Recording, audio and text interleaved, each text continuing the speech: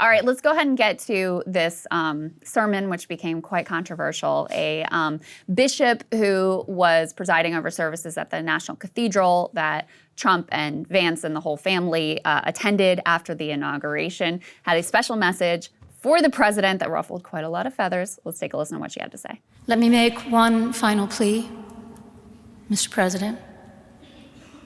Millions have put their trust in you. And as you told the nation yesterday, you have felt the providential hand of a loving God. In the name of our God, I ask you to have mercy upon the people in our country who are scared now. There are gay, lesbian, and transgender children in Democratic, Republican, and independent families.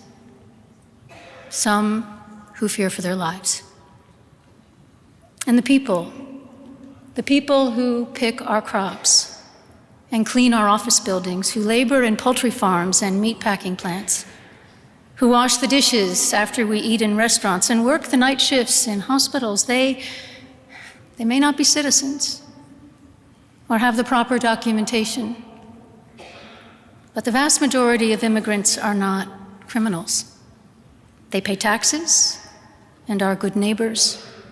They are faithful members of our churches and mosques, synagogues, wadara, and temples. Our God teaches us that we are to be merciful to the stranger, for we were all once strangers in this land. So this triggered a total meltdown and angry freakout on the right, which went up to and included the president himself. We can put Trump's response here up on the screen. The so-called bishop who spoke at the National Prayer Service on Tuesday morning was a radical left, hardline Trump hater. She brought her church into the world of politics in a very ungracious way. That's true. I think that's true. I'll continue that. Yeah. She was nasty in tone, not compelling or smart, failed to mention the large number of illegal migrants that came into our country and killed people. Many were deposited from jails and mental institutions. That part he just makes up. It's a giant crime wave that is taking place in the USA. Also not true. Apart from her inappropriate statements, the service was a very boring and uninspiring one. She's not very good at her job. She and her church owe the public an apology for a very basic message of Christian mercy and this is what compassion. I mean, Krystal. We're atheists, okay? This is what an atheist libs version of Christianity looks like. But hold on a second. Yeah. What part of what she said, first of all, offends you, and second of all, what part of it is dissonant with the teachings of Jesus? Well, I'm not Christian, so I won't get into the differences of Episcopal versus Catholic and all of that. And by the way, many of my Episcopal friends' exact complaint about the Episcopal Church is exactly about this. Basically, they'll ordain anybody, and that's why there's all these different offshoots and huge fights within the church over gay and BLM and all this stuff. So that's part of the reason why a lot of my friends, actually people like JD, became Catholic, is because of the actual doctrine that it sticks to. But this is getting over my skis because I'm not Christian. I'm not going to Christian-splain it to other people. It drives me nuts, not only with her or with others, which with people who are, what is it, like preachers who take the pulpit under their tax-free status and then use it as a pulpit to preach politics. And so here again, like you're watching this message of this like glib-coded bishop, like explaining a political position and using that under the word of God to make a point. And so that's why it annoys the crap out of me. My Christian friends, for them, it's a bastardization of their religion. But beyond that, it's really just about the bigger point of you're using your position and cloaking it in the faith of the Bible, which is not 100% clear, okay? Anybody out there, the Christians themselves can't even agree on what it says. To then use that to push what is an overtly political point, it just seems ridiculous. So, and look, I mean, no one can call me a hypocrite on this. I can't stand all this pro-life preaching and all this other political activism. I think all of them should have to pay taxes. It's one of the biggest scams in the entire country. So any political Christianity or any of that, I'm totally out on. Incredibly hypocritical for the right to complain about politics in the church when I mean, the moral majority, like, explicitly argue with Falwell to vote for Ronald Reagan. Politics is a central part of the certainly evangelical, like, you go to any of these mega churches, and it's it bad. is super political. And the truth of the matter is, though, I mean, to the extent that politics and religion both have to do with your core values, which both of them do, I don't think you can really extricate politics completely from religion. But what's interesting to me, I mean— But that's what they say. That's their justification for all of their political activism. What's interesting to me, though, is that, I'm also not like, an expert on the Bible.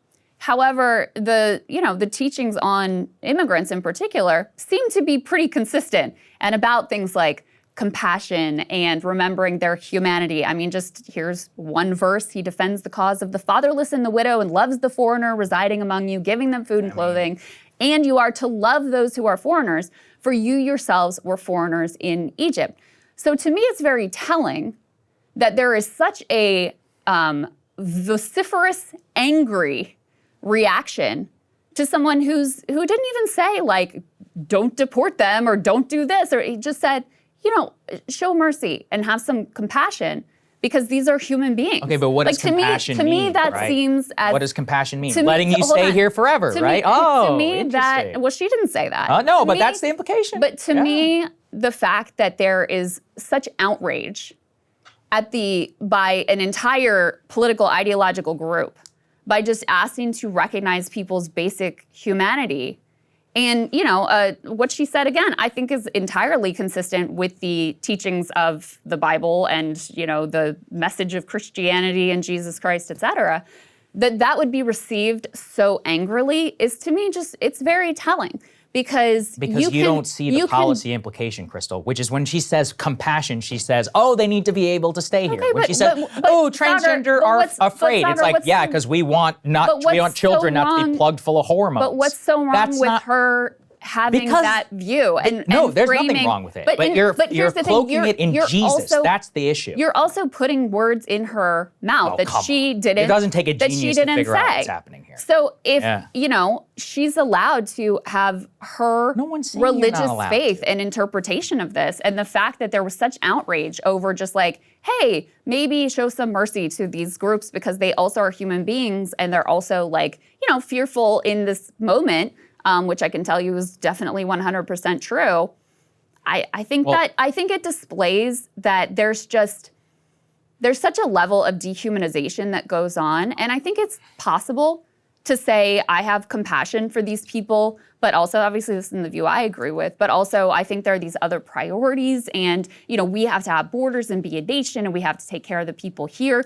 Like, you can still have empathy for human beings who are, by and large, trying to make a better life for themselves and trying to do the best they can for their kids and their family. You can have empathy and compassion for them, but also, have a different political approach. I don't think those two things have to be dissonant.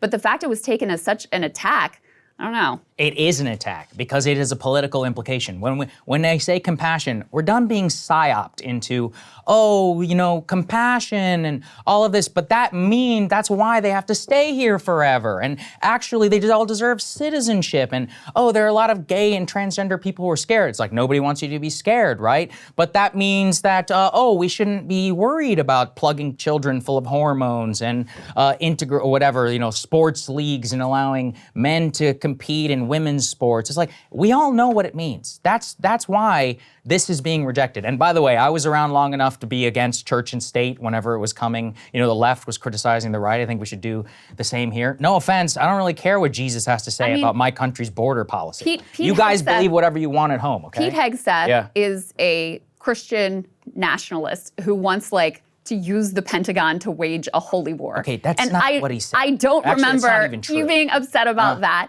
Or the other, there's many— By the way, yes, actually I am upset if there he was to use it for large— Israeli holy purposes. There is a large and significant constituency in the Republican Party that self-describes as Christian nationalists. Yeah. And I don't remember any upset from you or any of these people. You've never heard me rail against Brian Mast and all these other Christian nationalist psychos? Josh Hawley Okay, fine. affirmatively describes himself as a Christian Tell me nationalist. something that he said about Israel, and I'll criticize it here happily. But here's the thing, like, that has been a core part of the Republican position, this very politicized version of Christianity, which many other Christians, including our own, Tim Alberto, we interviewed him here about his book, who many other people think is a bastardization of their religion and the teachings of Jesus Christ that puts Trump and the Republican Party against the actual teachings of the Bible. So, I don't see any upset about that on the right and the politicization of Christianity when it's used to their benefit. But this very mild, call for mercy for groups that are fearful right now, and justifiably so in this moment, triggers a total freak out meltdown. I mean, they were really triggered by this. It was like very snowflake behavior. Oh my God, how could you? This is outrageous, blah, blah, blah. And just to give you a little bit of the reaction, I think we have Laura Ingram here that we can go to play. Let's see. This is B8 that we can play for you to get a sense of how the right reacted to this. She was so arrogant. The way she didn't even acknowledge the President of the United States of America. She had an opportunity to minister the gospel. Instead of that, she is a heretic. She should never be allowed to preach the message of Jesus in her life because she's not even talking about Jesus. This is why no one's going to these. Yeah, this is why these denominations are dying, sadly. But rather than a Christian service about God and country, they were forced to listen to the rantings of a lunatic.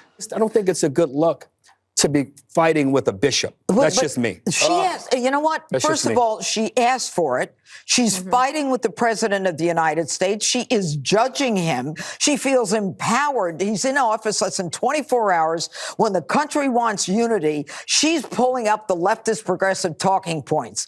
It's not about her in her role as a bishop. Well, that's what she is. It's about her. I don't care what she is. Okay. It's about her and her role as a politician using the church and the pulpit of the church to engage in political discussion. Am I wrong, Greg? That first dude there is the one who ran the crypto scam after speaking at Trump's inauguration. He's the pastor Lorenzo who launched his own meme coin crypto scam in response to his position there. But, here's another leftist progressive talking point in the language of Judge Jeanine from Matthew. For I was hungry and you gave me something to eat. I was thirsty and you gave me something to drink. I was a stranger and you invited me in. I needed clothes and you clothed me. I was sick and you looked after me. I was in prison and you came to visit me.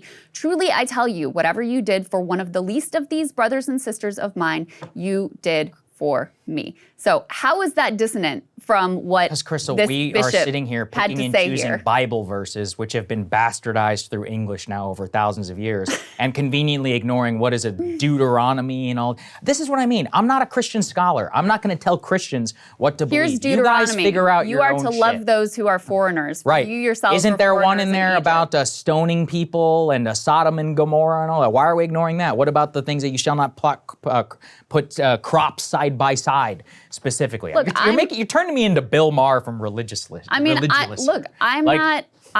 That's what I mean. So I'm why not are a we reading? Christian. Why are we picking and choosing Bible verses and saying this is what Jesus believed? Because we don't know anything. But to be honest with you, one of the most consistent, there are many inconsistencies in the Bible. Maybe one of the most consistent themes is the treatment of the, quote, foreigner, meant to be treated with compassion, humanity, etc. So to pretend like this is some, quote unquote, leftist talking point versus something that is consistent with her view of the Bible, and people can hold other views and people do hold other views and that's fine.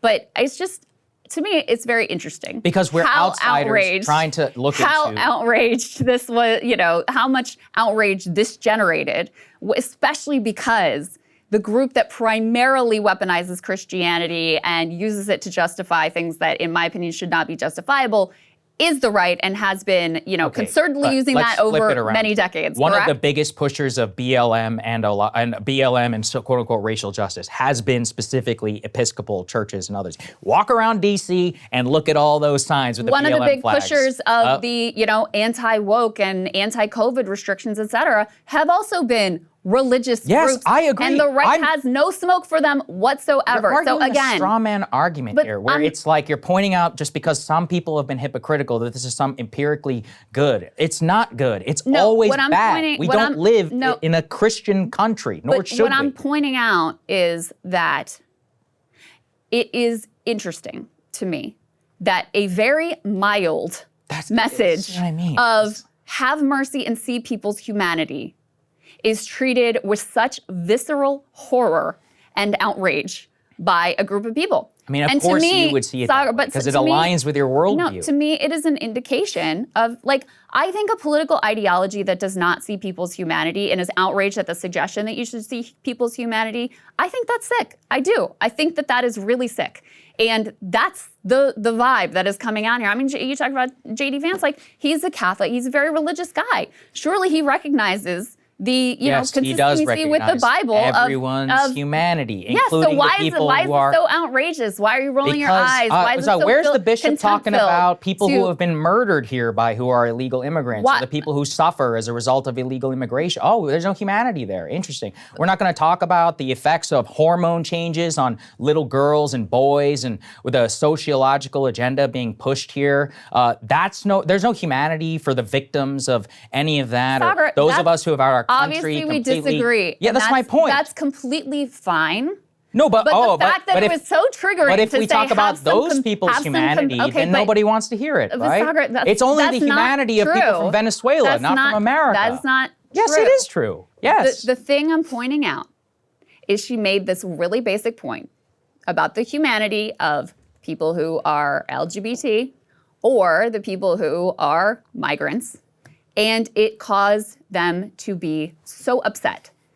Why? Why is it not okay to think about those people's humanity? Why is it cringe? Why is it something that should be filled with contempt? Why does it trigger all of this rage? People should be viewed with humanity, including, yes, the victims of any manner of crimes and their families, etc. Of course, they should be seen as human beings and treated with humanity. And throughout history, that actually has been a radical view. That is part of what was radical about the original teachings of Christianity. And to see it be so enraging, to have someone just say hey, have some compassion, I just think it's interesting. Okay, I think we understand the point that you're trying to make, which is that right-winger Christian nationalists and all those people are hypocrites, which I don't even disagree with. That's part of the thing. I want us actual separation of church and state. The point is all of us can read between the lines now in America. When certain things are said, like, oh, please don't forget. And by the way, she was making an explicitly political point. These are the people who wash our dishes. These are the people who whatever. Is that untrue? What she's trying to say is don't deport them, right? Was that we should consider that their role is so important, and not all the people who just voted democratically for a guy named Donald Trump to mass deport because they don't agree with this bishop lady's view of the world. What I don't understand, I understand you disagree with her. Okay. What I don't understand is why it's so enraging. Why even, she didn't say don't deport them. I'm not enraged at her. I mean, I guess some other Christians are. They clearly are. I mean, they clearly are. This triggered a whole meltdown. Because people don't want to see the bastardization of their faith. No, because that's what they don't want. Trump is not he doesn't care about this. Yes, I agree. That's one of the things I appreciate most about him, actually. I think it's because in order, a core part of the philosophy has become not just the policies, but you saw it with, for example, there was that video going around of the woman who had her CBP1 app appointment canceled, and she was bereft, right? And this is not someone who was trying to cross the border illegally. This was someone who was trying to go through the process that was set up by the United States government, and maybe you think the Biden administration, and maybe she thinks you think she deserves a place in this society, and maybe you don't. But this is a human being, right, who is clearly going through it and just devastated when 20 minutes before her CBP1 appointment, it's canceled. And the reaction from the right is glee and delight in her pain. Okay, that's not true, first of all. Is very true. I think you're trying to make Twitter comments into real. True. I don't think that that's true. Is libs of TikTok an influential voice on the right? Sure, but is she the only person on the right? No. And so, but Saagar, there's a significant, and it's the same, same energy. It's the same energy here of you can have compassion for migrants and also say, you know what, they don't have a claim on our society. And it's unfortunate, but like we have limited resources and we have a border. But I feel, but like I have, I see this as a human being. You can have that approach, but I think there is such a strain of dehumanization that it's just like, you know, glee at seeing people's appointments canceled. Just horror that anyone would ask you to have compassion for migrants who are here. And yeah, again, to me, that's like, I think that's a very troubling trend. I find that disturbing. I will flip it around and say what compassion have I ever seen except for complete ignoring of the crimes of people who are here illegally? The response is always like, oh, but the native-born population commits more crimes. Actually, it's like, okay, so the people who are not supposed to be here also commit crime, and I don't see any compassion for the people who have been killed by them or affected by them or victims of migrant crime. You can pay lip service to it, but in reality, when has there ever been a concerted... Give me a single example of someone dehumanizing Laken Riley and her family. What do you mean by dehumanizing? I mean, so like expressing who are laughing glee at her? At them. Like that would well, be it's actually worse. That would they be just ignore and pretend it doesn't the equivalent exist. response would be glee that this person was murdered in a horrific way and that her family is suffering. That would be the equivalent response. No, I haven't seen that. I have not seen that from anyone. Ignoring, pretending, and obfuscating crime of illegal immigrants is the de facto same thing, which is that they deserve to be here. They're actual citizens. They have just as rights as many of us, which they don't. And the point is that all of this is about policy at the end of the day. The bishop was making a political point. She wants that. Okay, she's a bishop. Why does that make you so mad that she has a view of the Bible that includes humanity for immigrants? Why does that make you so mad? Because she's using the teachings to inform a political message. That's the problem. And again, I'm actually consistent on this. I don't believe in the political church. I think all of these people should have to pay taxes. I don't like all of this Christian nationalism nonsense, which perverts our foreign policy and others. I am a through and through actual nationalist. So in a way, you're arguing with somebody who really doesn't share or like any of this crap that happens in the political coalition. What I'm saying clearly is that it is obvious that the compassion and all of that has actual policy implications. So when everyone's like, please, compassion. Yes, seeing people as human beings, yes, has political implications. Yeah, but it means, actually hormone treatments for children who are like 12. That's very compassionate, Values-based, decisions, which can stem from religious convictions, of course, that has political implications. Look, of course it does. If people want to use their teachings to inform their vote, you do as you please. I will continue to do as I please. But the problem that it always comes back to, again, is that compassion is bastardized, politicized, and used for all of this to push explicitly political agendas, which are now counter both to my belief and clearly at least some portion and large belief of the entire country. Compassion is contrary to your beliefs. No, not compassion. It's being used as a cloak, again, to encourage the transition of children and say, nothing wrong with that, to encourage illegal immigration or mass migration. And to just say, these people are actually better than us. It's amazing. You have no smoke for the right when compassion for Laken Riley and her family is used to effectuate a political outcome. I mean, literally the bill is named after her. Yes. Isn't that a weaponization of compassion what's the difference for between political ends? But what's the difference between those two? One's a U.S. citizen and one's not a U.S. citizen, right? I care about the country. But Saagar, yeah, you have no problem when compassion is weaponized for a political end you happen to support. No, that's... But when a basic message of compassion is very highly consistent with the teachings of Jesus Christ is preached, it's like hair on fire meltdown. Because it's a global... because it's contrary to the national ideal. It's not about compassion. It's about using Laken Riley as an example for the dangers of illegal immigration.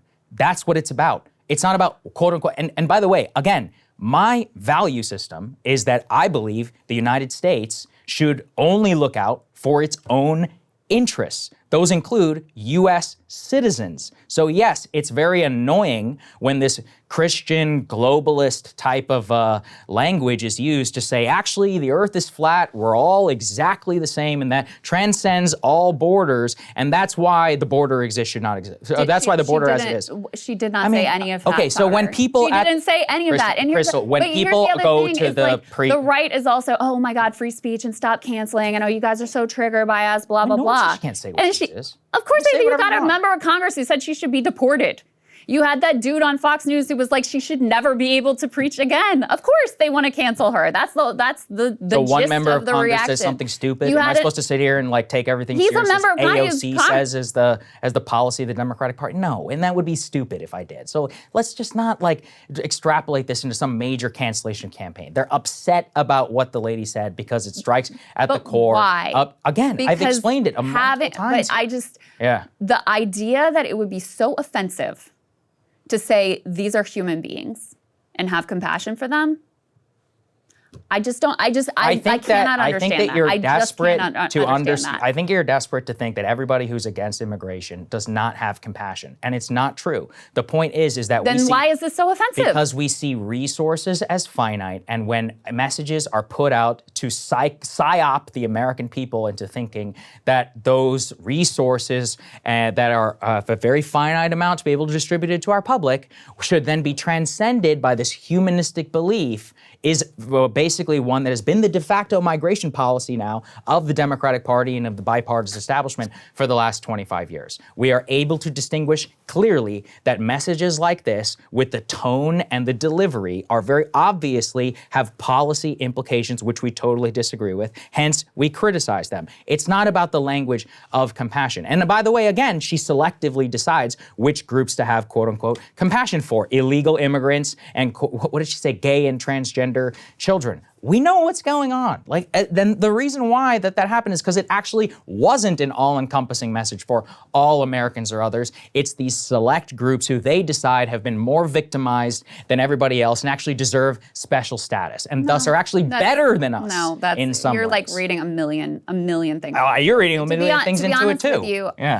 I think what's going on is that the teaching, especially with regards to immigrants in the Bible, it is, again, I'm not a Bible expert, but it is one of the more consistent teachings that there is. Not to dismiss, not to be cruel, to treat them with humanity and justice and compassion. And so I think for people who are Christians and who hold themselves out as that being a core part of their identity, to have that like clear-cut message from the Bible rub up against their political views in a way that's uncomfortable, I think that's what's created this mass backlash reaction. But like I said, I just think I just find it interesting, the response to what I think is a very like mild and commonly held view that people are human. And I see how you get there because I know it's very comfortable with your worldview. And to those people, I would say you should be an American first, and then you can decide in terms of your religion. But in terms of your voting and what's actually good for the country, your teachings and all of that, you can inform your vote. But please don't try and impose your bullshit on the rest of us. How did she try to impose her bullshit? I mean, I just told you. I've explained it very clearly. Why does that make you mad that she expressed a view? She's allowed to. I disagree with the view. Okay, but that's fine.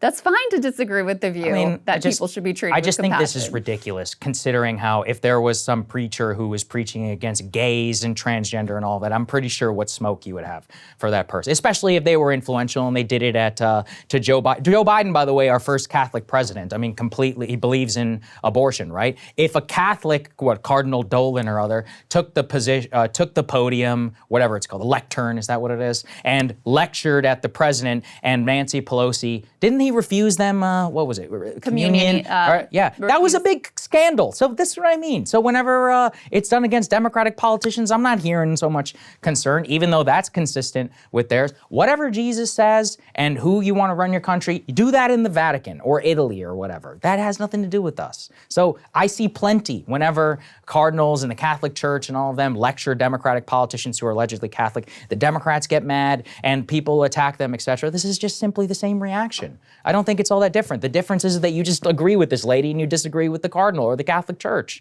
So that's where you're seeing all the things. Like I could say the same, like, oh, he's just going off the teachings of Jesus. That's the teachings of the Catholic Church. You know, why should everybody be so upset about that? And they're like, oh, well, because we agree with people have the right to choose. It's like, okay, fine. So there's a difference between the Catholic teaching when they lecture at a politician and then how that politician behaves with respect to government policy of the United States. Like there's three separate realms. I'm not angry with her in the way that I think that you're trying to portray it. What I'm angry at is this idea that this is some completely non-political ideology, and So it is often weaponized. Is Laura Ingraham a hypocrite? Yes, of course, because I'm guarantee you she's going to have people on who are hardcore Christian to justify being pro-life or abortion. I'm not leaving these people off the hook, and I despise much of the Christian nationalist right, which forces people like Brian Mast and others to declare allegiance to a foreign country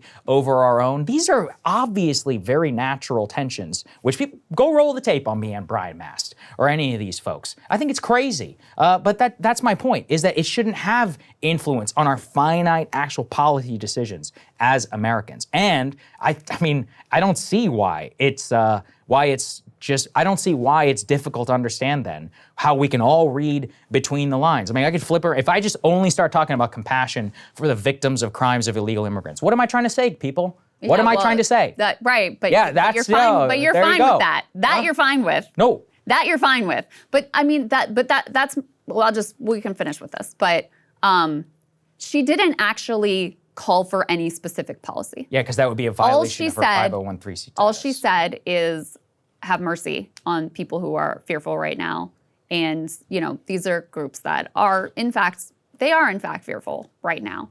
And, I don't think that is outrageous. I don't think that should make people mad. I don't think that trying to see each other's humanity, that is the core of, how I believe we should operate in the world. And I do think that can lead you to different conclusions on, there are a lot of balances that you have to strike in the political realm. But to me, being guided by seeing everybody first and foremost as a human being, like, I don't think that's outrageous. I don't think that should make you angry. I don't think that is, the ravings of a lunatic. I don't think you should be deported for having those views, et cetera, but that's just me. It sounds like you found Jesus, Krystal. You should attend her service. It's here in Washington. Hey, if you like that video, hit the like button or leave a comment below. It really helps get the show to more people. And if you'd like to get the full show ad-free and in your inbox every morning, you can sign up at breakingpoints.com. That's right. Get the full show, help support the future of independent media at breakingpoints.com.